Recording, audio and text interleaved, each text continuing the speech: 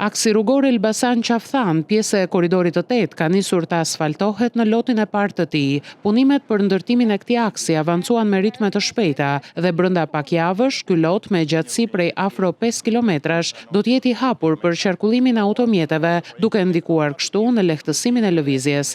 Zvendos kryeministri, njëherësh ministri i infrastrukturës dhe energjisë, Belinda Balluku, e shoqëruar nga drejtori i autoritetit rrugor shqiptar, Evis Berberi, kanë ndjekur punimet në këtë duke bërë të ditur ecurinë e tyre. Kemi 4 segmente të hapura sot. Pra nuk kemi, sot jemi ke loti i parë që filluam asfaltin, ndërkohë tek lotet e tjera gradualisht po punojmë me shtresën mbushëse, me veprat e artit, me gërmimet dhe me krijimin e pilotave tek ura e madhe mbi lumin Shkumbin që na lidh me zonën e Murrashit, që do të ketë një devijim të madh me një tunel. Krahas ndërtimit të rrugës ka përfunduar edhe mbrojtja lumore, pasi ky lot shtrihet përgjatë lumit të Shkumbinit. Ky segment rrugor është projektuar me parametra teknik të kategorisë B, ndërsa janë ndërtuar edhe pikat e aksesit të rrugës për banorët e zonës që shtrihen përgjatë saj. Është një punë që do përpjekje sepse pash që kontrata përfundon në 31 mars të këtij viti. Pra, diku për 6 javë ne do të kemi komplet lotin e parë të